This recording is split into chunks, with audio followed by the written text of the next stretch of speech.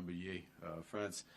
It wasn't a mission to preserve the old order, but to build a new one, one that could withstand shocks, deepen integration and cooperation, and really deliver prosperity for all citizens. And it's a reminder that nostalgia isn't a strategy. We have to change. And at this moment of transformation, we must turn the many challenges into change. We know there can't be security without economic prosperity, no true security without economic prosperity, but also no prosperity without resilience. We're in a world where shocks are flowing across borders, whether it's through climate change, whether it's through conflict, and we know that resilience is built through a combination of tough choices at home and smart cooperation with like-minded countries abroad.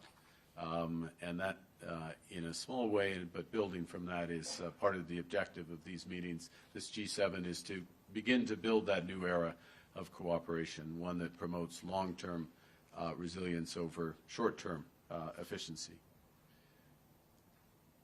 Now, le progrès réalisé à Kananaskis ne marque pas la fin de notre travail. Now, this, of course, is not the end of our work. Rather, it is merely the start.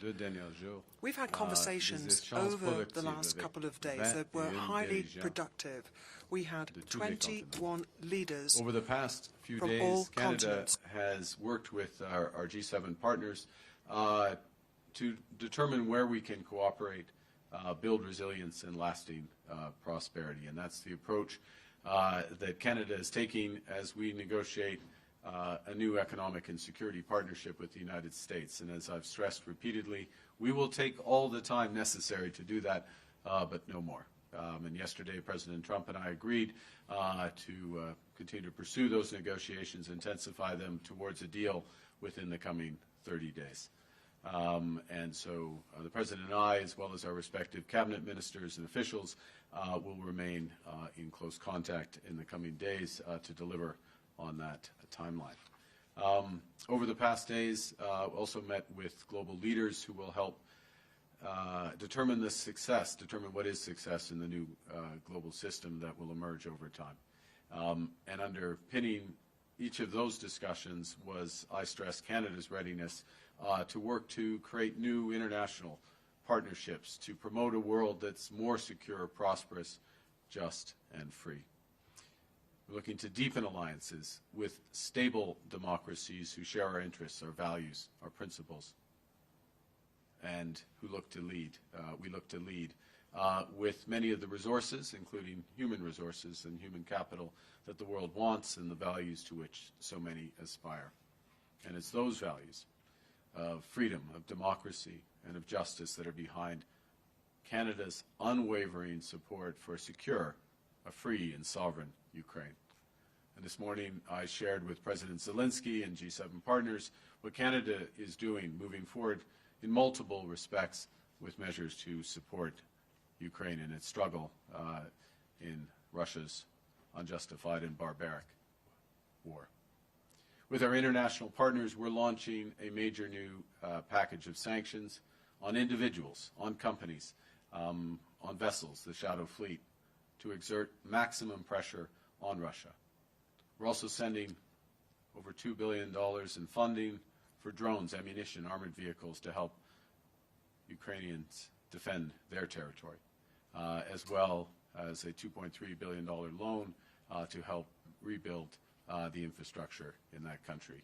And take a moment to reiterate our condolences given the barbarism witnessed overnight in Kyiv caused by Russia. G7 leaders also reiterated our commitment to the pursuit of peace and stability in the Middle East. Made clear that Iran is the principal source of regional instability and terror. And we've been consistently clear that Iran can never have a nuclear weapon. We urge that the resolution of the Iranian crisis leads to a broader de-escalation of hostilities, including a ceasefire in Gaza. Tout au long de ce sommet, nous avons également rassemblé des pays autour des défis et des opportunités les plus urgents de notre époque. brought countries together to face up to the most urgent challenges which require international cooperation. And Canada is in a prime position to play a leading role in that process. G7 nations in the past 2 days agreed to move forward in cooperation on several key priorities. We're going to work with our partners in the G7 and beyond, a number of the countries are here today, to develop critical metals and minerals in order to build independence from non-market economies. And to that end, we will create a critical minerals production alliance, a G7-led strategic initiative to stockpile and develop critical minerals needed for defense and technology, including a range from germanium, gallium, graphite, rare earths. We also struck several agreements, accords from the aforementioned critical mineral supply chains to adapting, powering, and sharing artificial intelligence, to collaborating on quantum technologies, to preventing, fighting, and recovering from wildfires, something we feel intensely, obviously, here in the prairies, tackling foreign interference and transnational repression, countering migrant smuggling by dismantling transnational organized crime. Next week, we will shift from addressing threats to economic security to addressing threats and addressing issues with respect to global defense and security at the NATO summit and at the Canada-EU summit. We recognize that our leadership will be defined not just by the strength of our values, but the value of our strength. And with that, why don't I take the opportunity to, again, thank you all and open it up for questions. Merci beaucoup. Je suis prêt à votre question. Thank you very much. Happy to take your questions. So we'll now make a start on the press conference. Format will be as follows. One question, one follow-up. Format sera... Excuse-moi, juste une question. Le format sera une question par journaliste. So there'll be one question per journalist. Bonjour, Monsieur Carney. Fanny Olivier de Radio-Canada. Fanny Ali Quel from était le Radio problème Canada. avec la position américaine qui a empêché la position? signature d'une déclaration commune sur l'Ukraine? Prevented you signing a joint declaration on Ukraine? Il n'y avait aucun Prime Minister, there was no problem. Il y avait no problem at all. une déclaration qui est au sein de du président du G7. Declaration. Mais a declaration ça existe, from the president of the G7. It il y does avait exist. pour le moment hier soir parce que il y avait des événements evening, tragiques intenses au Moyen-Orient. Took place in the Middle East. À ce moment-là, c'était dans un sens plus important d'avoir so it was more important, if you déclaration like, du G7 for us to have a G7 declaration on the situation iranienne. Mais in Iran. il y a, ça existe maintenant, il y a des right phrases now, dans ma déclaration there is some language here in my declaration qui indique, j'en ai la version, je crois, en français. I have the French je peux le version chercher, here. je peux le lire. Mais c'est pas with me, I can look for it and I can read it non, out for you. Les dirigeants not du apparently in the G7 ont US, exprimé le Mr. soutien Carney. aux efforts du Leaders président Trump en faveur de tout cela. support Ça, c'est une for his déclaration efforts. du G7. So this is a G7 declaration. Nous sommes tout d'accord avec cette We déclaration. all agree with that declaration. C'est correct. Bonjour, M. Carney. That Mélanie is the Marquis de case. la presse. Qu'est-ce que le départ du président Trump Good a afternoon, changé au Mr. Carney. sommet?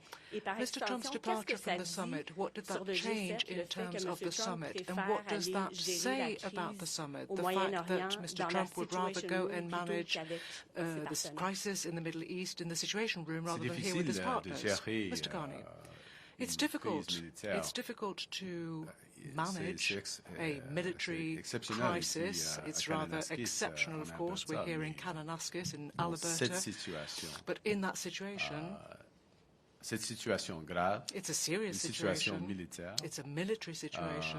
une situation très fluide, And it's très also a very volatile. fluid and volatile C'était, situation. l'opinion de M.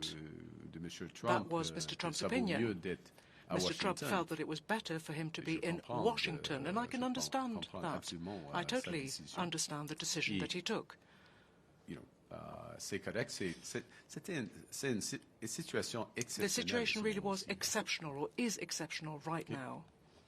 Bonjour, Émilie Bergeron, la presse Émilie canadienne. Bergeron, Monsieur Carney, Canadian je sais que Press. vous venez de dire Mr. que Carney, vous mentionnez l'Ukraine dans you've votre just said that you déclaration mentioned en tant Ukraine que in your en tant que declaration président as chair du sommet. of the Mais summit, vous, the Leaders' Summit. il y a eu des But négociations pour avoir une déclaration conjointe entièrement dédiée à la guerre en Ukraine et ça n'a pas eu lieu. Les États-Unis de ce qu'on a entendu n'ont pas signé. With the USA, they did not Alors, sign qu'est-ce que ça dit sur l'unité au sein du G7? statement. So what does that mean about? Pourquoi? What does that Parce mean que in terms of c'est consequences? la Nothing déclaration at all, dont says Mr. la Carney. résumé de la présidente. Declaration, Je parle pas de the cette chair's summary, J'étais I là. refer you to that. J'étais I was là, there. I mean, I was there, madam. Moi, You c'est know, moi, I'm the chair. I am the J'étais là chair. avec Monsieur le I'm the chair, Président and I was there Trump. with Nous President avons Trump, discuté and chaque we mot dans discussed every cette single résumé. word that is in this summary. We just get you on English on the lack of Mon Dieu. Okay.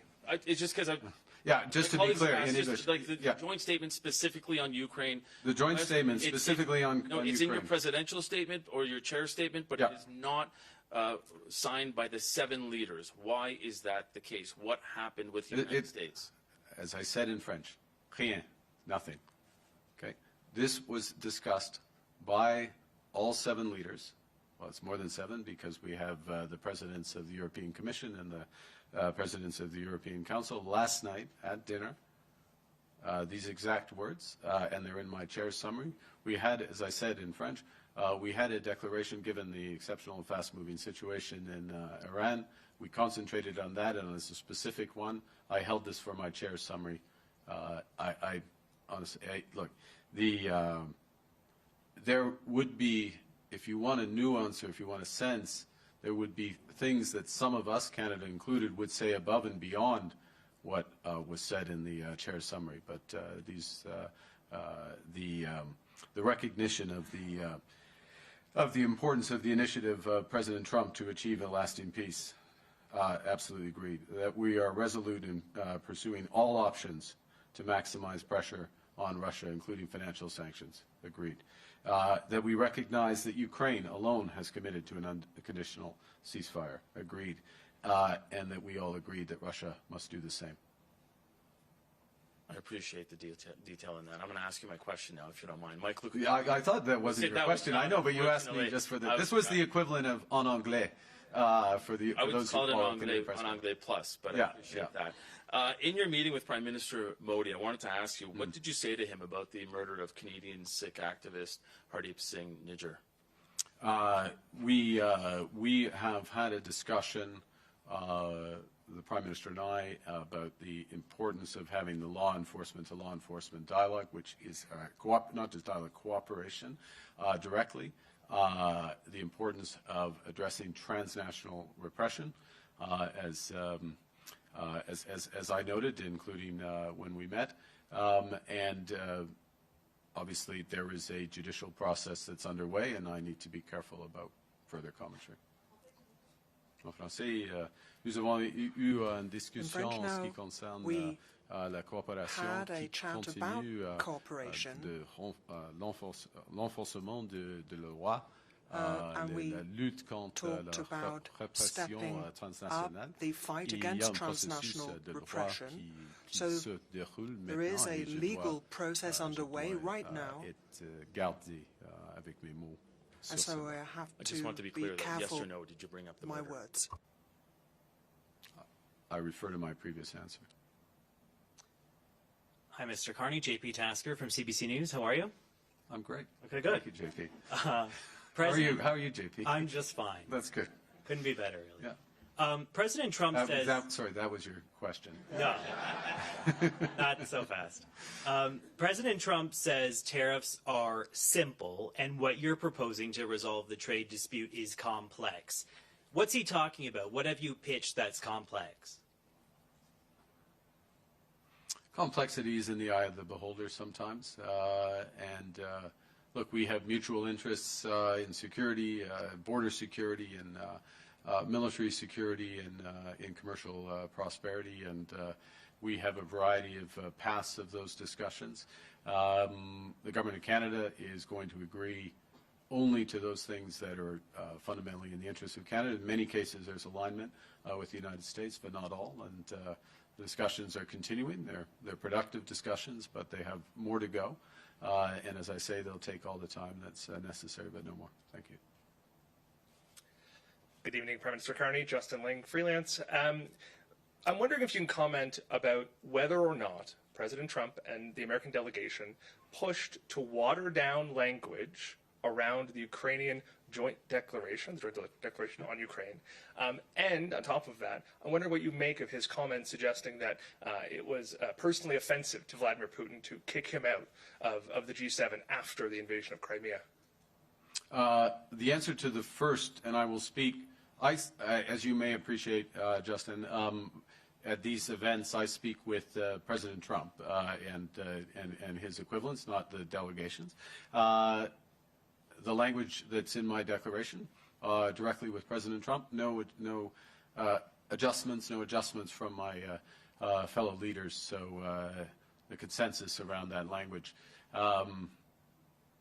With respect to was it personally? It was personally offensive, as to put it mildly, to the citizens of Ukraine and the inhabitants of Crimea when Russia invaded in 2014, which was the cause of their ejection from the G8. Good evening, Prime Minister. Christopher Nardi from the National Post. Canada has sent mixed messages in the past on our willingness to supply energy to allies, particularly LNG, to our allies in Europe and Asia. So what are you telling our G partners now about what Canada can do to secure supply? And is it very different from your predecessor's message? I'll just look forward. As you know, or I believe you would, most Canadians do, we view that Canada has a unique opportunity to become an energy superpower. That's in all forms of energy. Would very much, to go to your specific question, would very much include LNG. We're seeing the opening very shortly. We just had opening of one of the major LNG projects, partially Indigenous owned, as you know. LNG Canada is about to be functioning the largest LNG investment that we've seen. There is more that's possible, and there have been a number of discussions, including here, about potential LNG partnerships. So we look forward to those.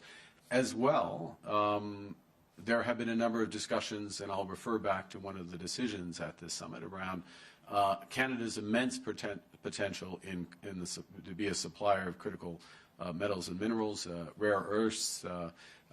There was, this is my point to bring out my prop, which can you see this? You can't, but this is the magnet that President von der Leyen circulated, which is formed in Estonia by a Canadian company, and it is the only such magnet made outside of China right now. And of course, building that out with rare earth materials in Canada, this is one of many examples that we can supply. So being an energy superpower is conventional, it's critical minerals, it's clean energy, it's nuclear, it's hydro, it's all those aspects. And I would say a tremendous interest in that. And my government, alongside provincial governments, but of course at the core, the private sector is looking forward to developing those in the interests of shared prosperity.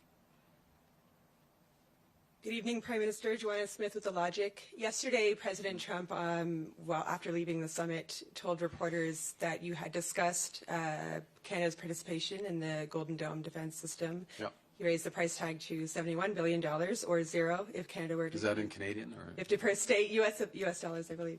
Well, so that he's not the only one sharing that. He said it would be a separate deal from any tariffs deal. What can you share about that discussion and where your thinking is now on that project? Well, look, a couple of things. One is that, and part of the spirit, unfortunately, of these discussions is that the world is a much more dangerous place, and the threats that face Canada, face other countries, have shifted quite dramatically. We can see exactly, unfortunately, in very tragic respects, what's happening in the Middle East as we speak, in terms of threats from ballistic missiles, the necessary to have ballistic missile defense. Canada, our geography is less and less of a shield, of a natural shield in those respects, and Russia is an aggressor. Other hostile states are in prospect, terrorist organizations as well. We need to protect ourselves. That's part of the reason why, well, those are the reasons why we've started with the over-the-horizon radar scheme with the Arctic, which is one component of a broader protection that needs to be put in place. There are many reasons why partnering in this case, not all cases, but in this case, partnering with the Americans would make sense. We certainly do already, as you know, in NORAD, and this is a potential extension of that. But these are live, ongoing discussions, you know, we'll continue to pursue them as long as they make sense for Canada. Bonsoir, M. Carney. Guillaume Saint-Pierre, Journal de Montréal. Est-ce que M. Trump est revenu encore une fois sur son fantasme là, du 51e État dans vos conversations privées avec lui? Et si oui, qu'est-ce que ça dit sur l'état des négociations et sur le respect? Vous avez beaucoup parlé de respect l'année dernière. What does that have to do with the state of negotiations and about this idea of the respect, perhaps, that you have for one another? Il y en a beaucoup de respect. No, there's a great deal of respect for Canada. Donc il l'a pas mentionné du tout. So he didn't mention it at all? No. Vous êtes déçu, évidemment. You're disappointed, obviously. Okay. Hi, Prime Minister Brian Platt with Bloomberg. I wanted to ask about this 30-day window now that you've set up with President Trump. Can you explain, was this your idea for a 30-day window? Are you trying to put a deadline in place? And is retaliation still... I mean, do you move to retaliation if this 30 days expires without a deal? What's the rationale here, and what happens if you don't get to a deal? Well, look, there are many aspects of the relationship with the United States, and many of your good questions have touched on them, from security, border security, commercial, financial, otherwise. And we don't want to... with respect to the specifics around specific tariffs, there's a certain amount of information that's necessary. There's certain decisions that can be taken given that information, given the relative perspectives, and quite often in negotiations, having a form of deadline is helpful to concentrate the mind, and that can be the case here. The teams are working well. There's exchange of information, exchange of ideas, and having that focus will be helpful. What was the second part of your question? Retaliation. You have not retaliated to the doubling of steel and aluminum. No, we have not yet. We retain the flexibility in order to do so, and we are looking. But I will say one thing which is related to that, which is we are looking very actively about the risks from third-party or third-country flows of steel, and mainly steel, but possibly aluminum, into Canada. And the need to provide protections from that. So we're looking at the modalities and ways of doing that, and we're very alive to that. That's the first. We're also, of course, looking to provide liquidity and other support to the firm. So, look,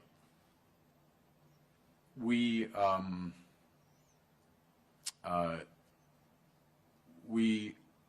have consistently responded in the best interest of the Canadian industry and Canadian workers when there have been these illegal and unjustified tariffs put in place.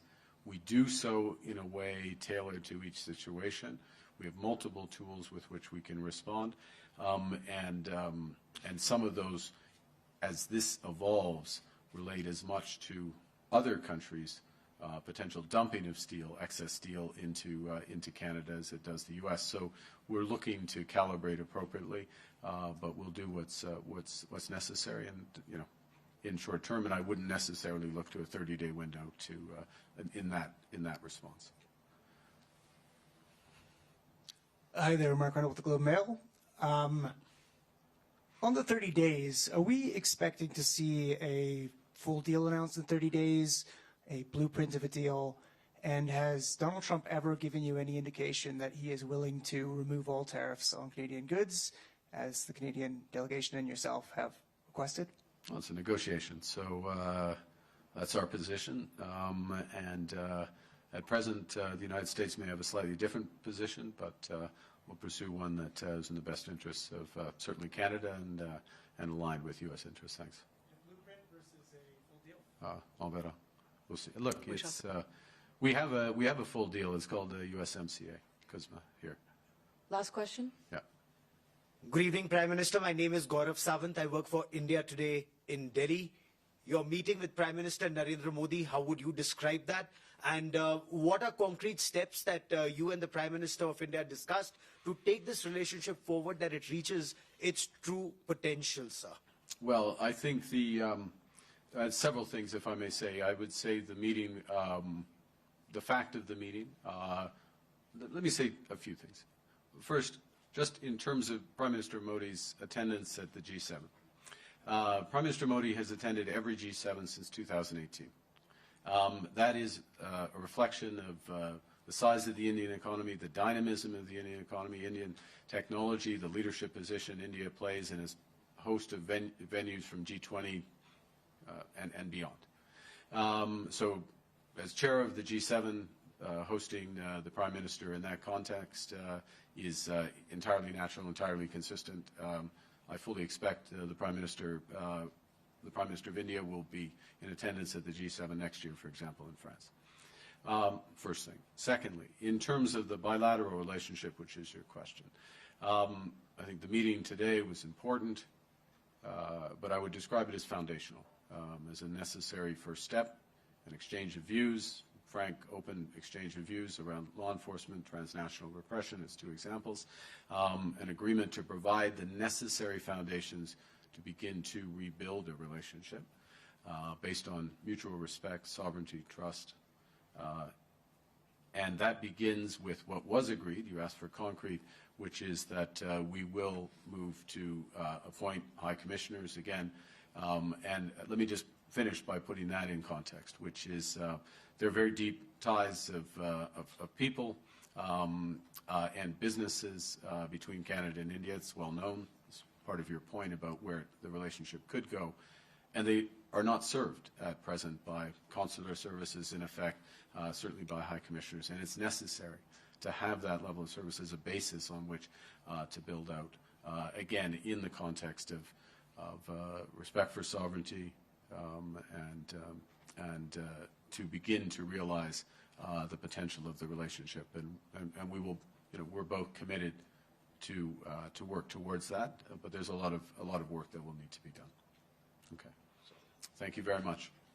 I'm going to close. I'm going to make one final comment, if I may. Just this is an ad-lib to the question you didn't ask. What was it like in the room? I'll just say this, having been at a number of summits, G7, G20 summits, just to give a bit of a flavor. The advantage of particularly the G7 is that there are only, oddly, 9 people in the room. Because of the two extra not extra Europeans, the right amount of Europeans, but there's 2 other Europeans. And there's 9 people in the room, and they're the principals, they're the leaders, and there is a great amount of direct dialogue and discussion, very frank exchanges, very strategic exchanges, differences of opinion on a number of issues, but from an effort to find common solutions to some of these problems. And that is particularly valuable, in my opinion, and I'm a new leader in this context. I have been around these things, but a new leader in this context, where we had several other new leaders, G7 leaders, because you're building those relationships, you're building those trusts. It will be very valuable, for example, next week when the core of the G7, which was the core of NATO, is together making major decisions on defense and security partnerships. And so the fact that at a time when multilateralism is under great strain, and I'm absolutely clear it is, that we got together, we agreed on a number of areas, the 6 related statements, we agreed on the perspectives on Iran, despite the impressive minutia questions, if I may, on the detail of words around Ukraine, agreed on that aspect of maximum pressure in variable ways using financial sanctions. That's important, and that's valuable, and so I want to just give you a bit of that flavor. And last thing, I want to pay tribute to our Sherpa, Cindy, for leading this great effort under challenging circumstances in terms of global events and just the nature of bringing it all together. And so now it's probably about 6:30. So I'm hoping when I walk off the stage, the oil is up by 1. At least, no. Okay, let's just keep me in the zone for a minute. Down by 1. Wow, okay. Well, it's a long game. We're going to go to OT. Okay, thank you very much. Thanks for indulging my little soliloquy at the end. Merci beaucoup. Thank you very much. That is the end of the press conference.